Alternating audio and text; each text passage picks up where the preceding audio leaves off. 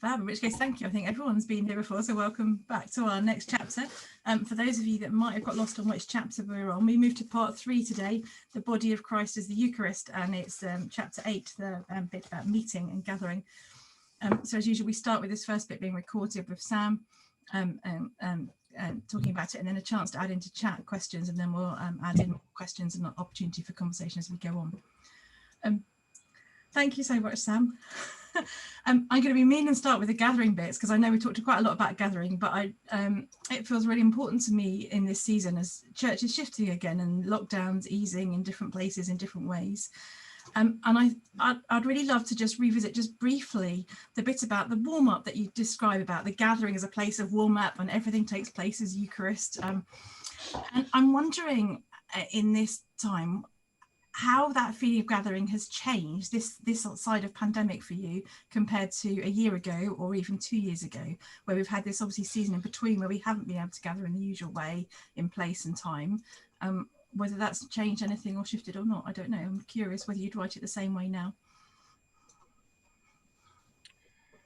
Well, obviously local context is very significant, but speaking from my experience of it, the two most obvious changes are, well, three most obvious changes, I suppose. First of all, we live stream most things these days. Why send a prayer to God without making sure everybody online can see me doing so? What a waste. That's just become part of our life, and it's not going to stop being part of our life, I don't think. So, learning skills about which way up to put the iPhone and how far away and how not to turn handling the tripod into something a bit like that scene in WC1A where Hugh Bonneville fights with his fold-up bike, is now all in this chapter, I guess, in the second edition. And the second thing to say is filling in the website form to order more hand sanitizer and putting noughts and crosses on your pews to say where people can and can't sit. All the things that really drew us to ordination in the first place. I mean, that wasn't what drew you, Sam. No. Well, you just don't know me well enough, Rachel. When you knew me really, you'd know that playing noughts and crosses with hand sanitizers was actually the heart of it all for me. But they're small gestures of love and care in the way that health and safety is actually an act of love, even though it sounds like a bureaucratic exercise. And then thirdly, something that's bothering me, and I probably shouldn't talk about on the call without talking to the people concerned, but we're amongst friends. The kind of sense in which I think we've lost some of our disciplines about distinguishing between, for want of more liturgical words, I'd call rehearsal and performance. So, our choir, for example, tend to row in the corner of the sanctuary rather than going downstairs to do so. That I think originally was for COVID reasons. Now I think it's habit. And I think we just need to get back into a habit of, there is an element of performance in liturgy, which isn't a bad thing. There is an element of, you can shove your trainers and your laptop all over the dining room, but when the guests come, you put them in the bedroom and close the door because no one's going to go up there, and then you make a fuss of the guests. So in a similar way, hospitality requires different disciplines. And when you're basically doing it for the cameras, which we were, and the angels, don't forget them, but, which we were between January and March, you get into a different set of habits. So those would just be three reflections on differences and how I think there is that last point, which obviously differs enormously from one context to another, in which the others don't, is about this strange thing that we did experience, a lot of us, when we were really 2 or 3 gathered in front of the watching gazillions, and what we thought we were doing when we were worshipping there was probably more a kind of for than a with element than most of us were entirely comfortable with at that stage. So those are just a few reflections on, I think, things that would go in the second edition post-COVID. Yeah. Because I happen to be hosting this one, and I am going to be mean and well, not mean. I want to question you a little bit more on some of the neurodiversity stuff, because for me, as I read your chapter, and I know I've sent this through your head, for me in particular, there are a couple of bits that really stood out for me and I found quite hard. Particularly, I'm just going to read a bit. You were page 130, where you talked about people of the current generation talk about keeping in touch. What they usually mean is email, mobile phones, landlines, and I'm sure now we'd add Zoom and all sorts of other things. The irony is that none of these involve touching anybody. Eating together is one way, perhaps the most important way in which people learn to touch one another. And in eating together, they become one another's companions and bread sharers. And I guess for me, I mean, and I've shared on here and with others before, as you know, well, many of you know, I'm autistic, as is my husband and my daughter, which for all of us in this household includes a whole range of sensory issues, in particular around sensitivities, around touch and around sound and around food. And so for me personally, the sound of crunching is like a fingernails on a blackboard screeching sound. My daughter's and my husband's, my favourite food is crisps, and that's not a thing that goes together very well. As a family, we've got quite a lot of tensions like that. And for some of the ways as a family that we eat together that's most successful in terms of togetherness is when we eat in separate rooms and we Zoom together. We've been Zooming in this household long before anyone else encountered Zoom, because around some of those sensitivities, when we're all triggered, that's what together means in a way that's much better together than what most people think of as together. And so I guess for me, what I found quite hard in reading the chapter is a sense that I think for most people, the idea of together is a very physical together. And for me, my concern is who's excluded by accident in that, because for so many people, perhaps they don't have the same sort of experience as I do. But I think for me, the last year has shown there's a lot of people in different ways, not just neurodivergent, but all sorts of ways for whom physical togetherness is challenged. We've all had that in the last year in some ways, but for some people that's a permanent part of their experience. And I guess, I don't know, so that for me was a tension as I was reading this chapter. Yeah, well, I think that's really helpful, Rachel. And I think I would go back to the sort of 1 Corinthians 11 passage, is it 10 or 11? I can't remember, where the discussion about the Eucharist arises in the context of a real meal, in which some were, getting big portions, some were getting small portions, that kind of thing. And what that says is, I think, relevant to what you're saying, which is once you go into ritual and you move away from real actions, you actually detach yourself from real issues, and what you're describing is real issues. And I think what's happened for me, and I guess being at St. Martin's and getting to know people like yourself through the glory of what we're doing now, has been that 2 things have happened at the same time.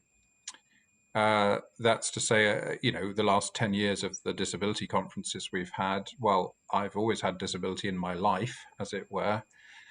I've never given it the intense scrutiny that Fiona and others have drawn me into doing, and that's done me good. A lot of good in a lot of ways, but now that's coincided with everything you've just been saying about Zoom, and inclusion and exclusion, and the kind of, I guess, ableist would be a word, but then it's not just about disability. The kind of remarks that those in the building sometimes make about those who aren't there, which aren't always very complimentary. The word consumer was used on a call that I was on quite recently, that kind of thing. And the person, I'm sure, didn't mean to be disparaging. I'm just struggling to think of an occasion when the word consumer was used in a theological sense in anything other than a disparaging way. So, so those 2 bits of discourse have kind of coincided, I think. All of which is heightening this discussion about what gathering means, and whether gathering is the point in the liturgy where we need to think about these issues.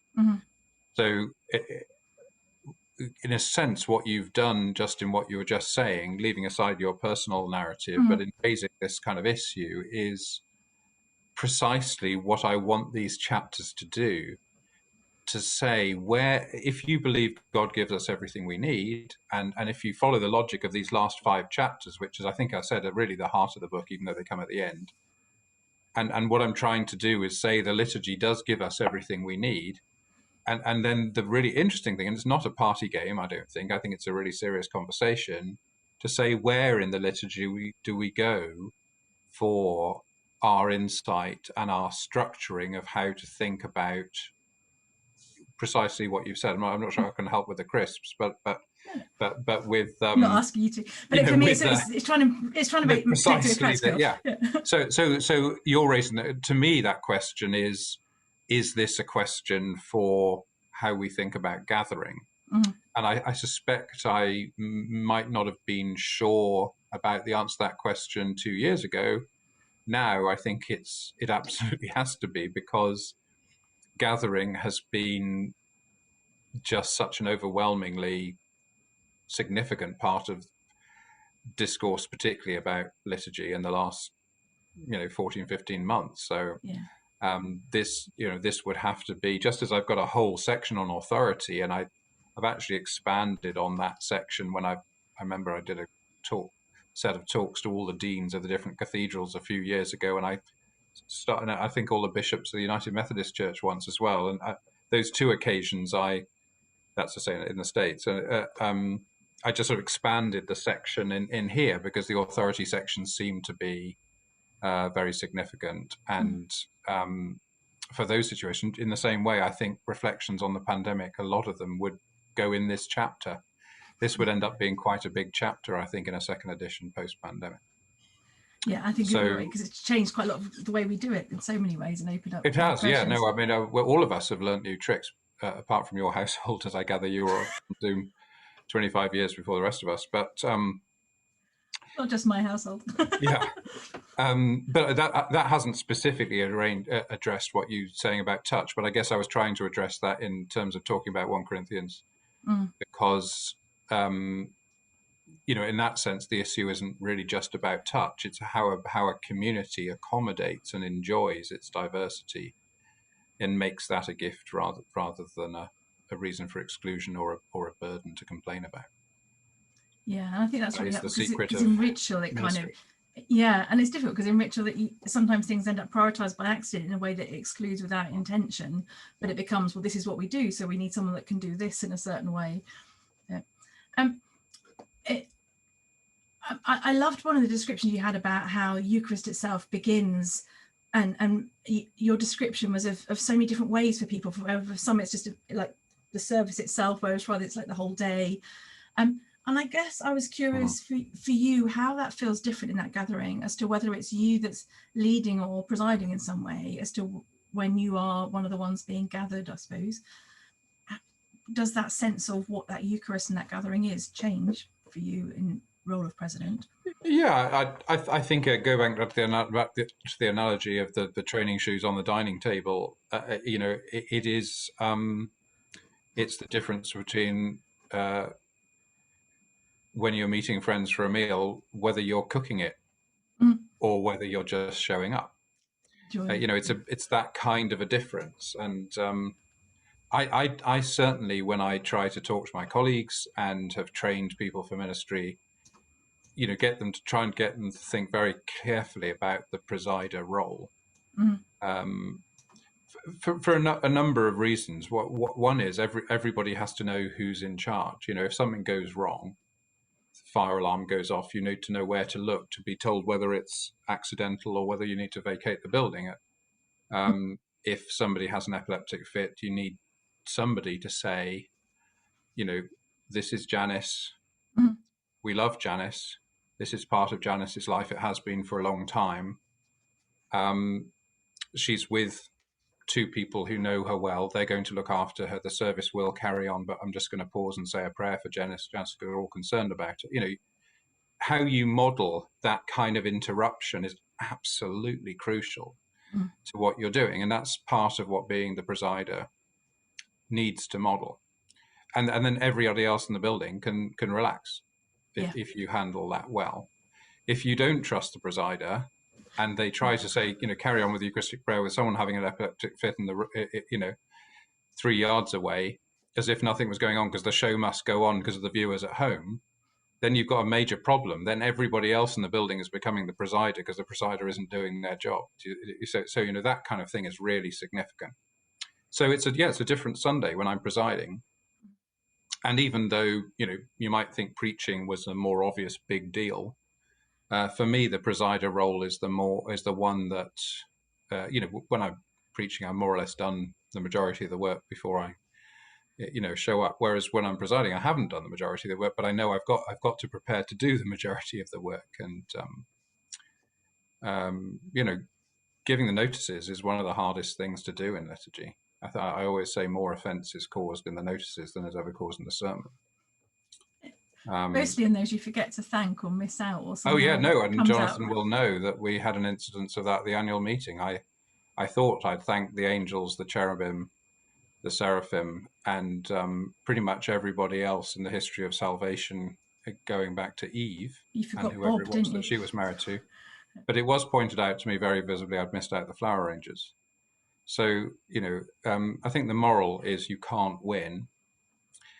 But nothing I said, registered other than my inability to mention one particular.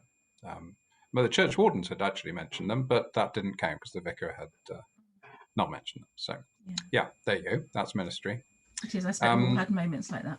But... Yeah. Yes. Yeah. The 629,000 loss on the balance sheet was not referred to, but the flower arrangers were. So anyway, all of that is saying I think the presider role is very, very significant, and it is a very different Sunday for me. And I think that's different to say leading evensong for me, which is a very different experience where, and St. Martin's does this these days in a quite a traditional way, where you basically face the congregation when you're presiding at the Eucharist, but you're sideways on in sort of college style when you're leading evensong. And I think that, provided you don't feel you have to give lots of notices and then wedge yourself in the pew and then get stuck if you had too many chocolate biscuits, is probably about right, actually. But presiding at the Eucharist is if you believe the things it says in this book, it is crucial to your whole ministry. It is, and I wonder if the presiding bit gets us into the authority, which is a big part of this chapter. And I don't know if others have read it, but there's 4 ways in which you describe authority: as facilitator, as interrogative way of doing it, as chair, as imperative, and as speaking to congregation on God's behalf, as indicative, and as speaking to God on the congregation's behalf, if I've got the 4 right. I don't know how you say that word, imprecatory. Yeah, perfect.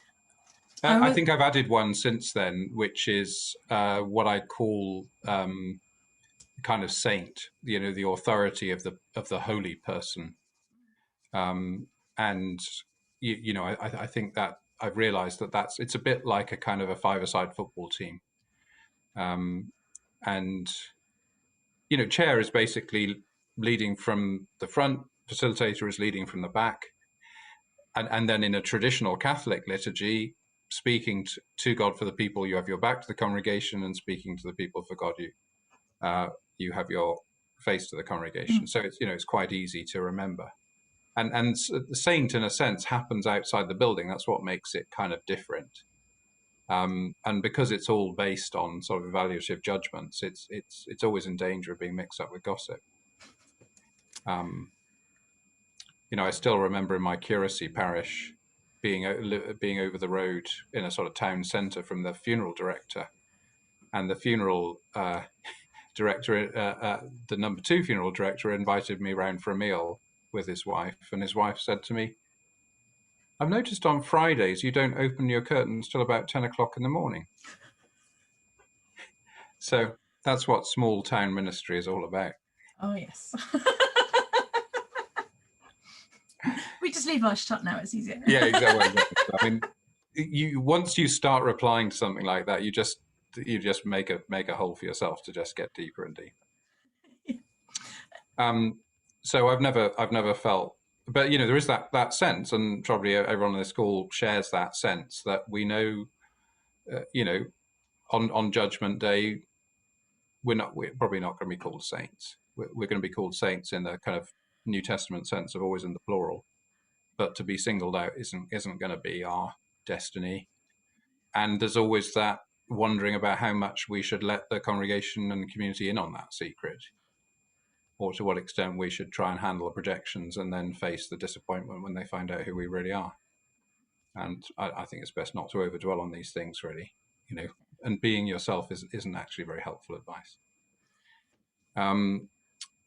Anyway, but the other four I think are significant, and we, you know, you don't need me to say we have been going through a revolution in how we think about authority in the last generation or two. I mean, the 60s, if they weren't about a revolution about authority, what were they about, really?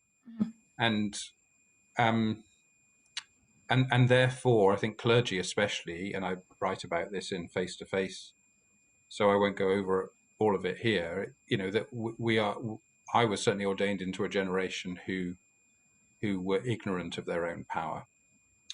And you know, slightly nostalgic for the days when their role might have come with power, but ignorant that their role still did carry a lot of power. And so the mistakes that people of my generation made were mistakes that were made in ignorance of their power rather than, you know, reckless use of intoxicating power. I mean, I don't think people got into that mindset as they might have done in, you know, medieval mystery dramas about monasteries or something. So that, you know, that requires, and of course the word power is almost always used in a negative sense, and we don't spend a lot of time talking constructively about models of how power can be exercised and what the difference between words like power, influence, and authority actually are. Well, and I think some of that's starting to come across in your chapter as you describe the different roles of authority, because that's in there. And like you say, when a president doesn't take on the just to finish off on that, you know, so the point again is to go back to what I'm trying to do in the book, which is to say, how does the liturgy teach us what authority means? And I think it is that kind of thing that I've just described about the presider at the liturgy, you know, may not be a saint, may not be a great preacher, but their job is to convene everything in a way that enables everybody to pray and to do a simple action, well, 5 simple actions together, of which one is reading scripture and another is sharing food, you know, and their job is to do that well. And I've known plenty of people who were pretty much useless in the rest of the ministry, but did lead liturgy very well, and vice versa. Yeah. It is a thing you can get better at. And it is a kind of place you go back to. So when I did an interview with Rachel Noël last summer as part of our Living God's Future Now series, she talked really helpfully, I thought, about what it meant to exercise authority as a bishop, particularly in things like clergy discipline, where she wasn't saying, I'm better than you are, you stupid idiot for doing this stupid thing, or falling out with the church warden, or whatever you did. But the church needs me to do what I'm doing now so that it can flourish. So it's a very clear sense of role, and she communicated. I thought that she communicated that exceptionally well. But presiding at the Eucharist is a similar kind of a role. The church needs you to do this well. Non-anxious presence, all those kind of phrases. You know, it's not about you. Yeah. There's a skill to deflecting attention from yourself, so that you enable people to be drawn into the mystery. If anyone else wants to join in and add questions into the chat, please do so. I just wanted to ask one more before we open up fully. I'm wondering what the tension is around the being with and being for that takes place in this role as president and in authority in the liturgy, because it's, I mean, you describe in one way, I think it's in describing the fourth role, you say it's vital that the role of speaking on behalf of the people doesn't become speaking instead of the people, but there is something about holding that space for people. I don't know if some of the being with and being for comes into tension in this at all, or I don't know, I'm just curious. No, I think it absolutely does. I think you put your finger on something really significant that I haven't really worked out the answer to. And I think that's, but the best answer I've come to through reflecting on this for a long, long time is that, you know, this is an hour, in some places an hour and 10 minutes or whatever, we'll call it an hour of our week. You know, people go to lunchtime Eucharist during the week and things, but they're not the same as they Sunday gathering. And again, it's not always Sundays and things, but let's say the Sunday 10 o'clock, yeah. Sunday 11 o'clock gathering. And so that does something that the whole community needs to make the rest of the week possible. And again, to go back to the meal analogy, you can't fit everybody in the kitchen, even however kind they are, and say, let me know how I can help. Yeah. Some of which offers are genuine and some of which are just offers. But even if you accepted them all, it would be chaotic. But nonetheless, everyone can play their part by, you know, a meal is not just about the food, and it's certainly not just about the person that prepares it. Mm. You know, if someone's sulking in the corner on their phone or something, they are not with. And so there is a role, and it may not, you know, and it may be one of these meals where the person that cooks it gets applauded when they come in, or, you know, or whatever, or it's Mothering Sunday and people say, oh, we need to give Gran a break or something like this, as people ritually do on those kind of occasions. You know, there may be a fuss made, in other words, of the person in the kitchen. Mm-hmm. But on the whole, the person in the kitchen actually isn't the most high status person there. There's a servant element to that, and people say thank you, appreciate a lot of work went into that. But their role isn't that role. Their role is to be a conversationalist, to be thoughtful if somebody seems to be hurt by something that was said, and catch them on their way to the loo. Mm-hmm. You know, those are your roles when you're having a meal with friends or strangers. To be sensitive, to be thoughtful, not to do all the talking, not to be completely silent, to, you know, not to make it about you, to realize that your job is to, you know, to participate. Yeah. So I think there is a bit of working for in order to enable everybody else to be with. Mm-hmm. But what I always say about, you know, working with, working for, and so on, is there's nothing wrong with working for, provided the telos of working for is to enable being with. You know, the purpose of it all is being with. There are legitimate working for roles to enable with, and that's how I've come to understand the different roles in the liturgy.